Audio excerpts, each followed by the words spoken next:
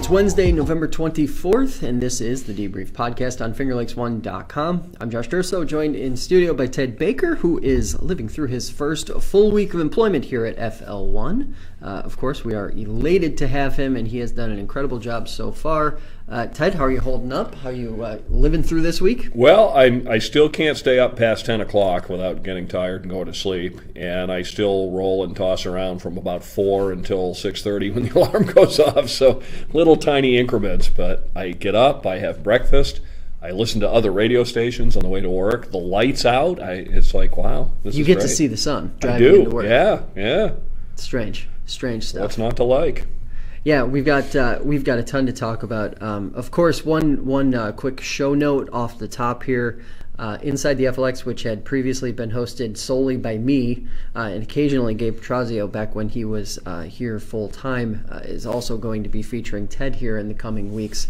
So you're going to be seeing a lot more in-depth, full-length interviews beyond just what we're doing here. So to all my old guest friends from the radio, Ted at FingerLakes1.com if you want to be on the new show. Yes. So let's get into this. Let's get into some of our topics here for the day. First things first, we got carts getting wrangled in Auburn. Shopping carts, that is. Wegmans has debuted a cart wrangling technology called Gatekeeper to make sure shopping carts stay on property. Mixed reactions so far to the rollout. It seems, though, at least from my perspective, that everybody's missed the obvious. This is a transportation and housing problem, not a Wegmans or City of Auburn one, even though it's being rolled out first in Auburn. Reaction to wheels locking up on those shopping carts the second they exit a perimeter that the store has established. Well, my first thought was that on half the carts you wouldn't know the difference anyway, probably. Ouch. And the other thing, maybe it's the cynic in me, but I thought instead of not getting carts back, people are going to get all frustrated and bash the hell out of these carts over on the perimeter. So on the outside of the parking lot, they're going to find these carts with the wheels ripped off, and so I understand. Apparently, it's quite a big deal. My daughter works at the Geneva Wegmans and lives in the apartment complex across the street, and they actually send somebody over a couple times a week, I guess, from Wegmans to pick up all the carts and bring them back across the street, because people just wheel them across the street when they shop, bring them home, and just leave them out in the front of the parking lot. Yeah, and the City of Auburn, for a little bit of context on that, had instituted essentially, I believe it was a $100 per cart fee that would be assigned to whatever store the cart came from. Now, a few very smart people, I should add, in the comments on social media asked, how on earth would the city know where the shopping cart came from? To which I simply inquire, when was the last time you saw a shopping cart that didn't have a billion kinds of branding? Yeah, they're branded. I mean, there's no mistaking a Wegmans shopping cart versus another. It's interesting, though, because, and this is something that, I live around Rochester, so this is something that we see pretty regularly in terms of shopping carts off property, at intersections, sort of at bus stops especially, but never really thought about it as a problem that is too apparent or frequent outside of the larger cities or larger metro areas. But apparently it is. I'm curious now if this is not going to spawn some sort of conversation or broader conversation about why this is happening. Because this isn't just people taking shopping carts because they want shopping carts. Nobody wants a shopping cart. Literally no one wants a shopping cart. Except for the people who need the shopping cart to bring their groceries back to their home or wherever they are residing. And it's just interesting to me that instead of, a city or a town or a municipality, or even the grocery store for that matter, standing up and saying, hey, maybe this isn't an us or a you problem, but maybe this is a broader problem that needs a little more fixing and a little more nuance than just a fine and locking wheels, that it didn't happen. It just doesn't make a lot of sense to me. You have more faith in society than I do. We've been talking about this for how many ever years I've been doing this with you now, that they always miss the big picture.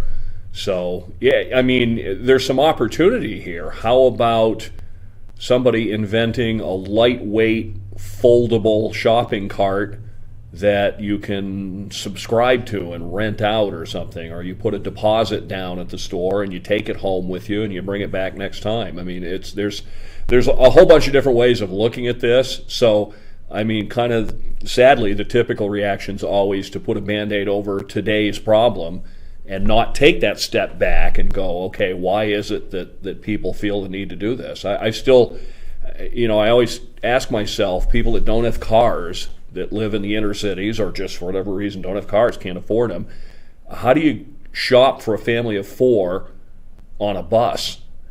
In July, when the bus is going to take an hour and 8 stops to get you home, how's that ice cream going to keep? It's a symbol of a bigger problem with transportation, like you said, and housing, and the way we construct our neighborhoods, in which most shopping is not where most people live. Yeah, and I would say, a setting like Auburn is a little bit unique in that you have a grocery store in a downtown location, and it is close to a lot of residential neighborhoods. So I think that's probably part of the issue at play, but it's sort of that wake-up call that, hello, you have people taking carts because they don't have a means of otherwise getting their groceries from A to B. And also, by the way, every time we talk, we're talking about Auburn, and, we can have conversations about Auburn, Canandaigua, Geneva, the larger cities here in the rural Finger Lakes. But at the end of the day, there are communities with an even greater problem like this. We point to a Penn Yan, you point to a Seneca Falls, you point to a Newark, you point to these different smaller villages and towns that have the same transportation problems and an even greater distance to cover, and it creates even more of a problem when you're talking about access and how residents are able to access or not the grocery store. So here's another idea. Wegmans, I've always said they're the most brilliant retailers I've ever seen. Would there be enough traffic for them to start their own little mini bus service that hit a few places downtown, went to the store, let people shop, immediately took them back, had storage space in the back to put bags and things, maybe even a cooler to put things in? I don't know. There might not be enough traffic to justify that, but I wonder if that would be an idea maybe worth pursuing in some of the bigger population places. To me, just like when we talk about transportation issues, I always think about ride sharing and how ride sharing hasn't been tapped into as a good idea to solve that broader problem. Mainly because it's on demand and it's something that you can access or individuals can access whenever they need it. Delivery, same type of concept. All of these stores, you've got all of these third-party services essentially that offer grocery delivery, and we have this systemic problem in society, and yet we aren't tapping into the most relevant and easiest to touch technology to solve the problem. The easiest solution to this would be making it easier for people who don't have access to transportation to have their groceries delivered to them. And there's another opportunity for maybe a single store, or in communities that have more than one, for a couple of the supermarkets to bring that in-house and do their own delivery service and make it worthwhile, charge a low enough price that people would want to use it. Or, God forbid, if the government is going to subsidize everything and anything under the sun, why not subsidize something that might actually work? And to be clear, most of those, to your point, most of those services already exist in all of these communities. You can order your groceries from Aldi's, from Tops, Wegmans, Walmart, all of the grocery stores that we have here in the Finger Lakes. So, it's not like there isn't the ability to make this thing happen. Switching gears a little bit, we've got continued fallout from the closure announcement in Willard. Obviously, Willard Drug Treatment Campus is going to be shutting down in basically the early part of the second quarter of 2022. Couple thoughts on this, and it was interesting because there was a pretty good perspective piece in the Finger Lakes Times earlier this week about the reaction to it, what it means for South Seneca, what it means for the communities in South Seneca. And I'm just thinking, the state doesn't care what happens to local communities or what that local input looks like. Now, obviously, there's going to be an economic impact here to closing Willard, but the state doesn't care when they're gaming to meet these large, broad initiatives like closing prisons or closing prisons facilities, even though this isn't technically a prison facility in the traditional sense.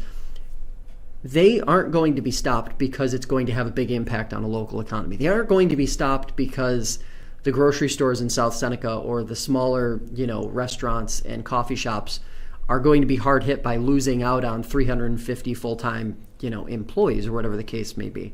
And it's interesting to me because it comes off as a bit like surprised every time something like this happens. But how many times have we seen something like this happen where the state mandates something or forces something, a domino to fall, so to speak, in a local economy, has a huge impact on the local economy, and local officials, local reps, stakeholders say, oh my God, the state, I can't believe they're doing this, even though they've done it over and over and over and over again. Well, my first thought is when you step back and look at the view from above, if you're the state, you've got to make these hard decisions. I mean, wherever you close something, it's going to have a local impact. It would obviously have less of a local impact if you did it in a higher population area. There are more other alternative jobs. The cynic in me wonders how many of these decisions are based on how many votes there are in an area. There aren't a lot of Democratic voters in South Seneca County. They didn't vote for Andrew Cuomo. They're not going to vote for Kathy Hochul or Tish James or whoever else runs on the Democratic side. That was always one of the arguments that came up during the Cuomo administration, is that they make these decisions based on who votes Democratic. So the big cities get the benefits and the rural areas get them taken away. It does seem awfully odd to close a drug treatment facility at a time when we have a bigger drug problem than ever. One would think traditional prisons might be more slated for closure than a place like this. So it's, and it's tough. And one of the questions we asked about it when we were talking on the radio program is, and I don't know the answer to this, is how many of those people who work there are local. I suspect that probably a lot of them commute in from other areas. So it isn't as if it's going to be 350 South Seneca residents, but still, like you said, the ripple impact, how many of them stop at the Ovid Big M and shop, and how many of them go to the restaurants and things. So it's a big loss, and again, one of those big themes that we've been talking about for years is the future of rural upstate New York and whether it has one, and this is no doubt going to be another blow. Yeah, and it's interesting. One of the pieces that I read focused a little bit on the logic behind the closures and maybe what some of the things they were thinking about, or the state was thinking about, when they decided what facilities to close. And transporting inmates seemed to be a major factor in how, basically proximity to other facilities where individuals might end up if they are at facility A. And it is interesting because I think when, two things happened here. One, the state said they weren't going to close any drug treatment facilities, or I should say Kathy Hochul said they weren't going to close any drug treatment facilities, and that's exactly what's happening here.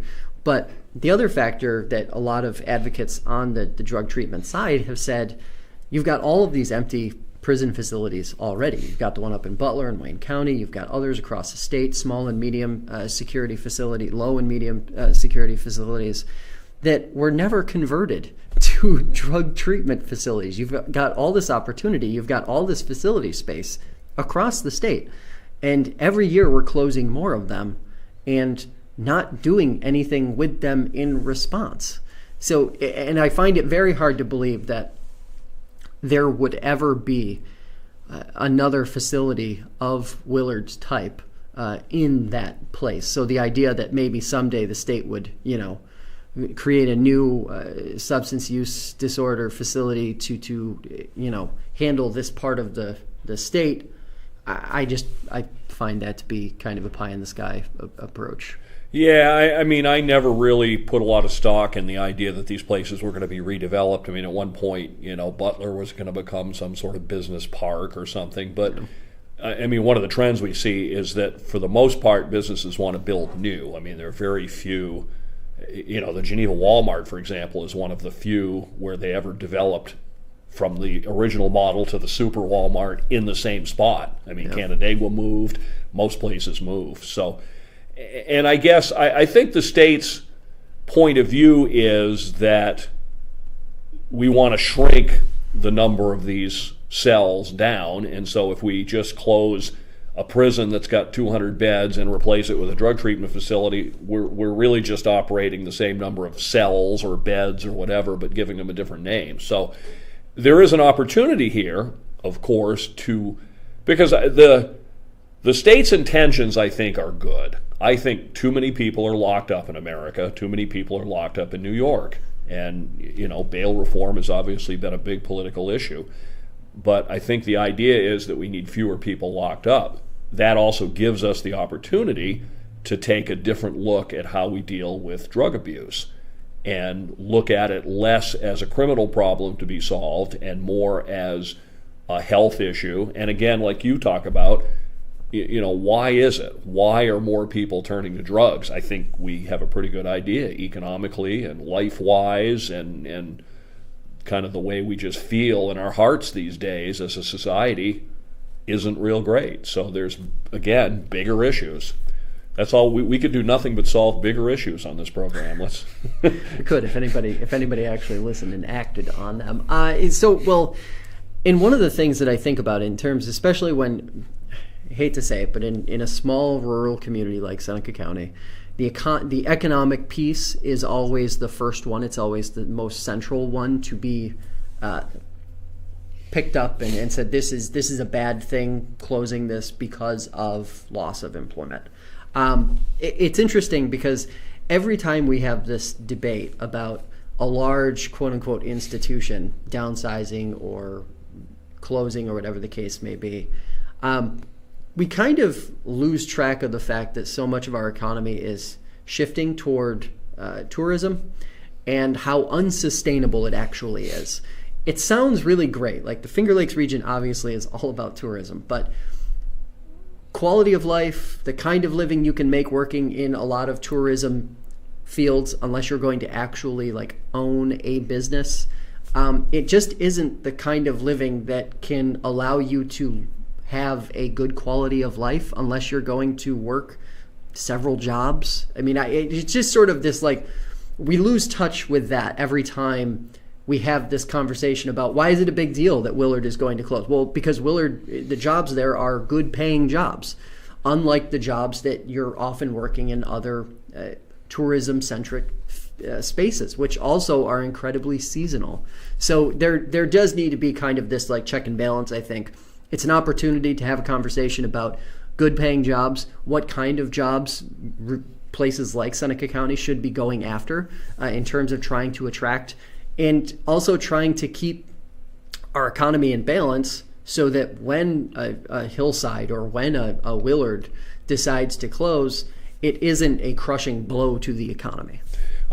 2 points on that. Number one is that there's no law that says tourism jobs have to be low-paying jobs. I mean, maybe they're going to have to raise up their salaries to compete, and maybe it's going to have to cost more to visit attractions. We've seen during the pandemic, the wine industry in the Finger Lakes has rethought what it does in terms of the tasting room experience. For years, it was free at most places, and so you had the people that came in and the big bus tours, and they'd guzzle down all the free wine they could and go on to the next place and guzzle down all the free wine. So now many of the tasting rooms are starting to charge enough money that you can't really do that, and they're catering more to the people that are more likely to stay and buy a couple of bottles or a case. Yep. So they've retooled the way they do things. There's no reason the rest of the industry couldn't do that. And again, maybe they need to charge a little more at tourism attractions so they can pay better and keep people in those industries. The other thing this points out is the problem with basing economic development around the big splashy headline, 300 jobs here, because those 300 jobs can go away. The best way to grow economically, it's like I've said, if you're in the economic development business, you want that headline, 300 new jobs coming. 150 places hiring 2 people each doesn't make a headline. And sadly, that's the way. So I don't blame the people doing economic development, because that's the system is stacked against small businesses growing a little bit, like this one here. You brought me in because you thought the time was right, and you've brought a couple other people in recently. That's not going to make a headline. like it would if you plunked an industrial plant down with 200 brand new shiny jobs. But that's economic growth, and I think in the future that's the way it's going to have to be. We're going to have to get away from, looky here, we brought 300 jobs in, because as we see, just as easily as those 300 or 350 can come, they can go. Yeah. And of course, speaking of jobs, this is a great segue into our next topic. We've got an absolute mess in healthcare, especially in the region. Hospitals are effectively in a state of flux and chaos. Earlier this week, we learned that non-critical patients were being diverted from St. James Mercy Hospital in Hornell due to capacity issues. URMC had said that it wouldn't have to interrupt any patient services because of the vaccine mandate, the state healthcare vaccine mandate, which took effect on Monday at 11:59 p.m., I believe it was. Yet Thompson Hospital admitted they had to divert patients at least twice last week because of capacity issues, not because of the vaccine mandate, but they are also short-staffed because of the vaccine mandate. They have something like 350 open positions that had been open largely since before the pandemic even came around. All of these issues, they're not solely staffing issues, they're not solely vaccine issues, they're not solely COVID-related issues. What are your general thoughts on the situation as we see this continue to unfold? I think that COVID-19 has become the convenient whipping boy and blame for everything going on. These problems in healthcare were beginning to happen long before COVID. We're seeing merger mania. The number of companies are getting smaller and smaller, and when they merge, we saw when Thompson and UR merged, they closed some of their facilities. I think in Farmington they closed an urgent care place. So these are problems that predated COVID. Yeah. Having said that, it really doesn't make a whole lot of sense to throw roadblocks in front of people that are trying to deliver health care. On the other hand, getting vaccinated seems like pretty much a no-brainer for people who are involved in the healthcare industry. So, same thing. Maybe they need to pay more, or maybe we need to open up a whole bunch of more nursing and medical schools to get people trained for these jobs, because it's nationwide. There aren't enough people to provide care, and maybe our current model, where everybody shows a card and everything's free, minus your deductible or whatever, needs to change. I've always said that the purpose of insurance, you think about it, is to guard against a devastating loss. Okay, if the doorknob fell off your front door, you're not going to file on your homeowner's insurance for that. You're going to go down to the store and buy a new doorknob. If half your house falls apart, then you're going to file. But with medicine, we've gone to the approach where every single thing we do is on insurance. This is the TED medicine plan in America. I came up with this many years ago, but nobody's adopted it yet. We should have a system of inexpensive cash clinics to do routine care where insurance isn't accepted. If you go into a doctor's office these days, you'll find 3 or 4 people providing medical care and about 8 doing paperwork. Why don't we get back to the old way? Maybe not, the doctor coming to your house with his little bag, but when you have some routine thing done, wouldn't it be nice if there were a place you could walk in, get it done, and pay $20 or $50 right then and there? There's no insurance billing. I mean, it's half the overhead in your typical family practice, probably more than half, is just doing insurance paperwork and all that kind of thing. So we don't have a good system, and we pay approximately 2 to 3 times more per person for medical care in America than every single other developed nation on earth. They've all found a way to do it just as effectively as we do, but for way less money. We have a broken system, and it's not because of COVID. Yeah, and honestly, a lot of what you're talking about is stripping the regulation out of the current healthcare system, whether that be the regulation that's imposed by the government or state authorities, or just the regulation that's brought on by the insurance companies or the existence of the insurance companies. I do think it's interesting, and sort of align what you're thinking of or what you're describing to what some insurance providers are starting to do now, where there obviously are a lot more high deductible insurance plans than there are the copay plans that people were probably more accustomed to a decade or two ago.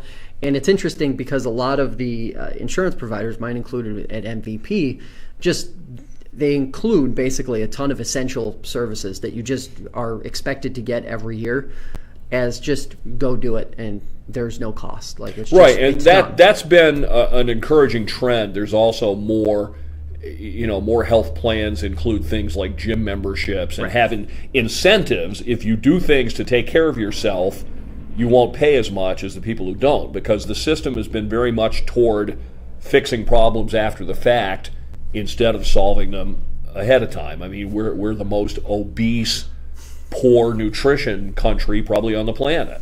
So, yeah, and I think that was where I was going to take this next, because that's the first thing I keep thinking of is, like, obviously we have a lack of beds, given how unhealthy America is collectively, right? And this isn't like a Finger Lakes problem. This isn't like a New York State problem. This is just an American problem across the board.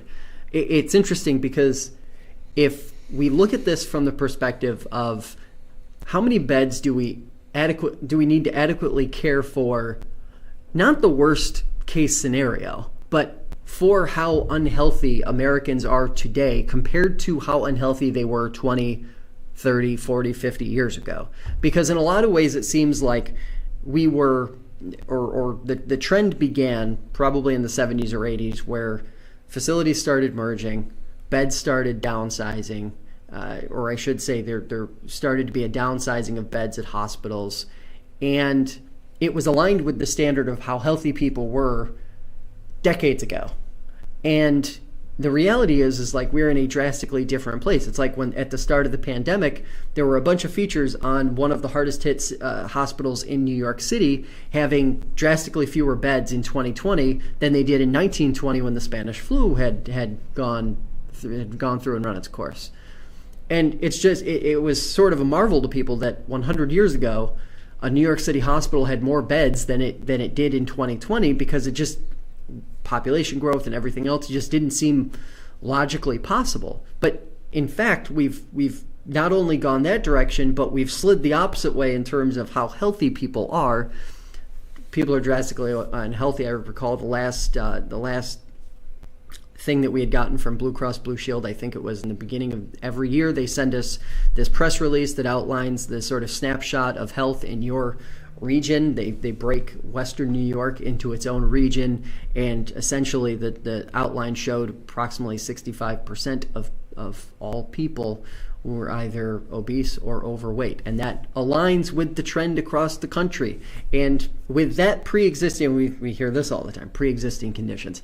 That pre-existing condition alone is an indicator of all future medical issues that you may or may not have. And that is not a debatable fact, it's just a fact. And if that is the reality of America in 2021 or 2022, then we probably need to make sure our healthcare system can at least handle that reality when we have things like flu or the coronavirus pandemic or whatever the case may be. Because it's interesting, I sort of wonder if 5 to 10 years from now, when COVID-19 is no longer even on anybody's radar, if it won't just be the flu that paralyzes our healthcare system and essentially turns it into a standstill scenario where hospitals like Thompson or the one in the Southern Tier have to divert patients to other facilities or can't accept new patients because they're just at capacity, just because of the flu.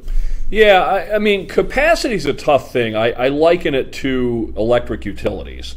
When the power goes off, everybody wants it restored right away. But how many trucks do you have sitting idle 99% of the time for that 1% when there's a serious ice storm? So that's part of the issue. The other part of our healthcare system that nobody really talks about much, turn on your television and watch those ads. Every single thing that we can possibly have happen to us now has a 3-letter acronym and a pill to fix it. Instead of figuring out why these things are happening, what's in our lifestyle, what's in our environment that's making these problems happen, instead of trying to mask them with pills.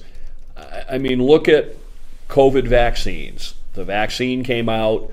Now we're all told it only is good for a couple of months. Now we need a booster. We're going to have eternal boosters. And Pfizer and Moderna and Johnson & Johnson are going to rake in billions of dollars. Is it necessary? Maybe it is. Maybe it isn't. But the system, the people making the decisions about our healthcare in America are bean counters. Yeah. They're not care providers. They're insurance companies, and they're hospital, umbrella organizations. They're the ones making the decisions, and they're not making it based on how do we have the healthiest America. They're making it based on how do we get rich doing this. Yeah, and the thing that's most frustrating is you described that you made the comparison to the scenario where do we need something for that 1% of the situation or 1% of the time?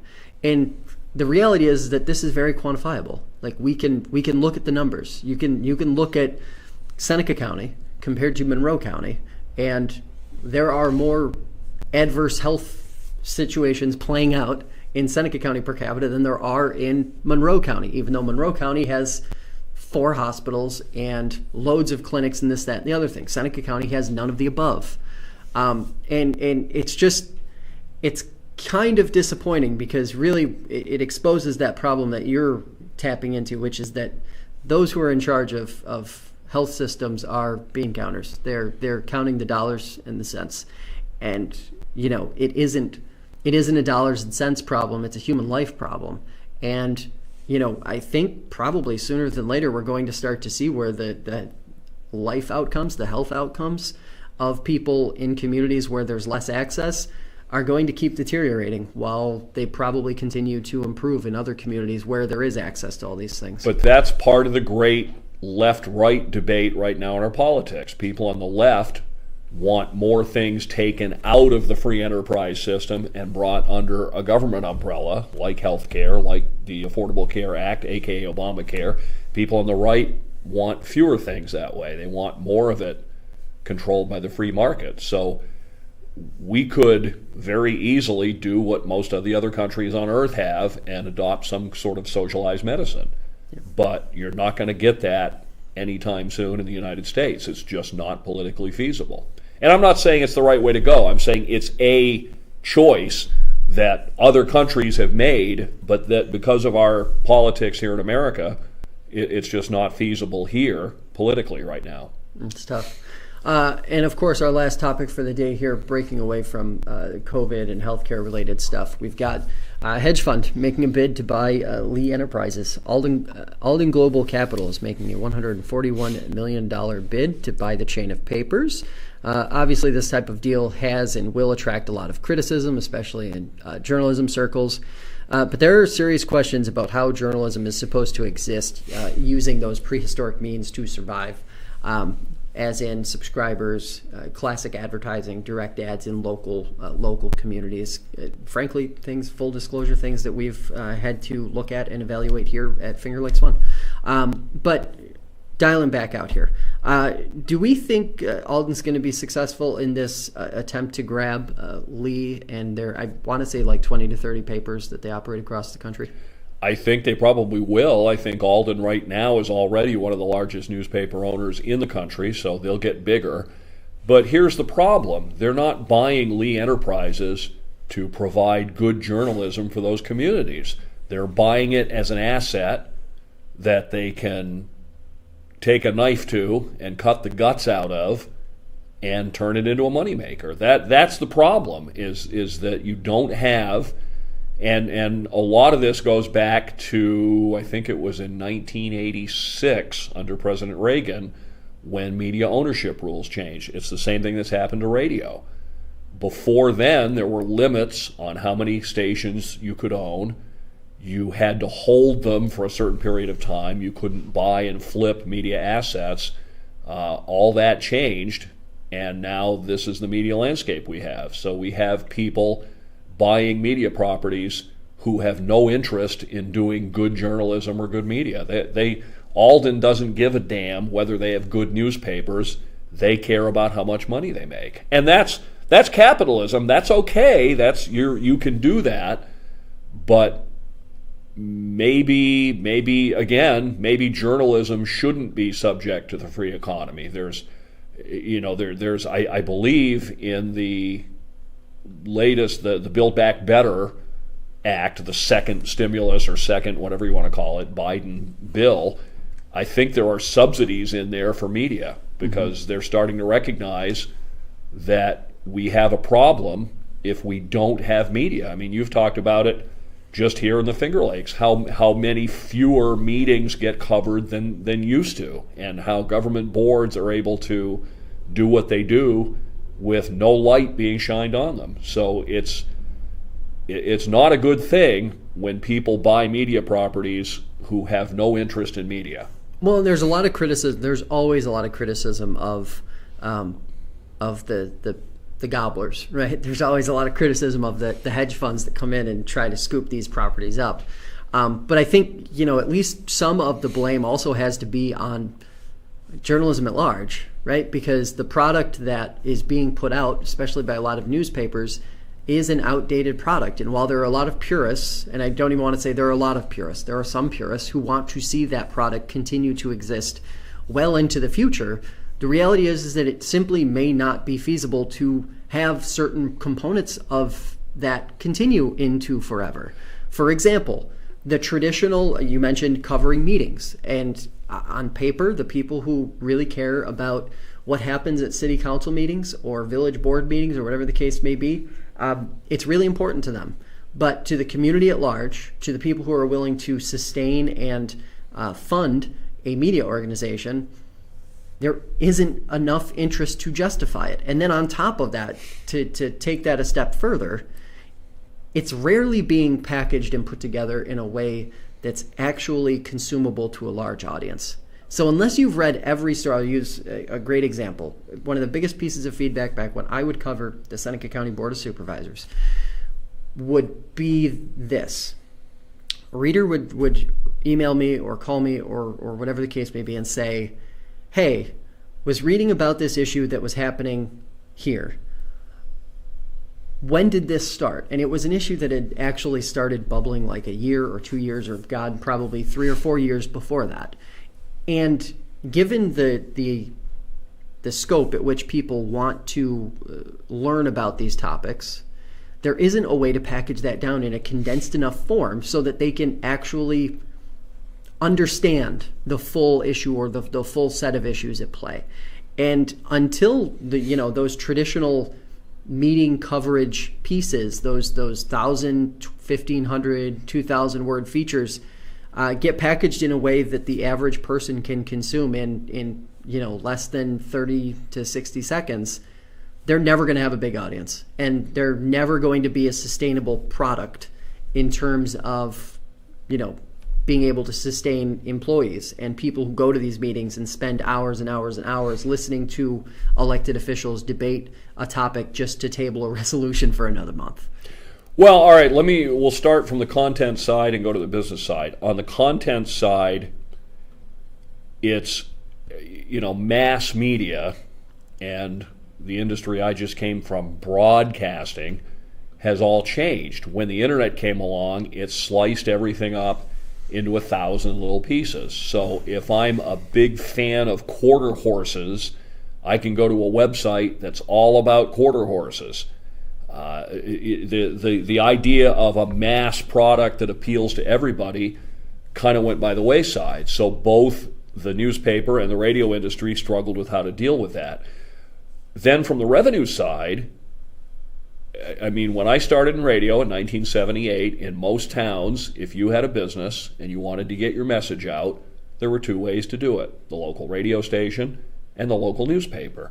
There wasn't Facebook, there wasn't Google, there wasn't, TikTok influencers, there weren't a million places to get your message out. So, having just come from the broadcasting industry, you had time in the newspaper industry, they can't find a way to monetize this to the level that it used to be. So that's when you get cutbacks. And then again, you get companies like iHeartRadio which is, I think, still the largest owner of radio stations in the country. And again, the people that run iHeart, their concern is return to the stockholders. It's not whether the Fresno, California radio station covers Fresno well. So again, you've got people making decisions whose interests are not in putting out the best product, they're in return to stockholders. So it's very difficult. One of the things that attracted me to come here to FingerLakes1.com is that you've put together a model that's working to allow you to put out this content and to do more of it and get better at it. That's the big challenge. Not many people in media have figured out to do it, and unfortunately a lot of people in media right now aren't trying to figure out how to do it and don't really care. Yeah, and I think that's kind of the reaction that I seem to see most on social media too, among those journalism circles, is like there's not really an interest in sort of tightening it up so that these new ideas or different things can be considered, right? Like there isn't really, there's this desire to say we need to go back to, we need to step back. You need to step forward and you need to move forward. That's my message to literally anybody in media, period. You need to move forward into the future. And, you know, it's interesting because I think this is going to be a tipping point for a lot of, the next 5 years is going to be a tipping point for a lot of media organizations, small, medium, and large. The bigger ones, your big corporate entities, they're going to be just fine. And frankly, I think your smaller news organizations, your locally owned news organizations, which is the secret sauce, be locally owned. They're going to be the ones that find success. These medium-sized, dailies and news organizations that are owned by a Lee or a community media group that owns, say, 10, 20, 30 papers across the country, none of them being big markets. I mean, it's a matter of time. But even, you said the big ones will be okay. I'm not sure that'll even necessarily be the case. I mean, I think among Lee's holdings, I believe they have the Baltimore Sun. I think they have the St. Louis Post-Dispatch. I mean, look at an LA Times. They probably had, a few years ago, hundreds of people in their newsroom. I would guess that number today, I'm just taking a wild guess, is probably like 30 or something. I mean, it's just... They can't figure out how to make the money. That's the challenge. I mean, that's the challenge for radio and for print, is how do we turn what we do into money? Newspapers have tried firewalls, or here's your limit of 3 free articles a month and then you're done. Well, unfortunately, if I can't read your article about subject X, I'll Google it and I'll find somebody else's that isn't behind the paywall. I don't think that model has worked. They've got to find, and I don't know the answer. The answer isn't if micro. I did, I'd buy some radio stations. I mean, I don't know how they make the money to do the product they used to do. And then the technology came along. I was sitting in the studio at my station in Western Massachusetts in 1992 when a bunch of cardboard boxes started arriving. And it was computer automation equipment. Yeah. And they said, well, this is just for the overnight. And I said, baloney. It won't be. It won't be long until it's for all day. And so that's what's happened. At most radio stations today, there's 1 or 2 live people in the morning, and the rest of the day is not live people on the air. It's pre-recorded or it's satellite programming made possible by this automation. Yeah, and I will say, locally, there's been some chatter I've seen since the Alden news about Lee. I've seen some chatter on Twitter about there needing to be a micropayment solution for at least written content. Yeah, I've said that for a long time. I don't know why. I would be willing to pay. I don't know what the amount is that makes it worthwhile, but it's frustrating to get to these articles. I used to gather information for the radio show, and Syracuse.com, this is subscriber only, and you can only subscribe to so many things. But if it were an easy way to have your card linked and it was 5 cents or 10 cents or 25 cents an article, I think a lot of people might do that. So I mean, I hope there's a model out there. I mean, I wish my friends in radio well, and I've known a lot of print journalists over the years, and I feel terrible. You know, you can go on Twitter almost every day and see somebody tweeting about how they're off to their new thing in something other than print journalism, and it's mostly not because of their choice at most times. So I hope they can find a model. I mean, I guess, on the other hand, I guess I maybe hope they don't, and we can kick their butts here, but...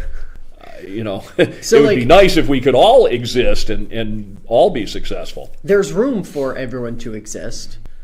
There just isn't the will for everyone to exist, unfortunately. I think that's the problem.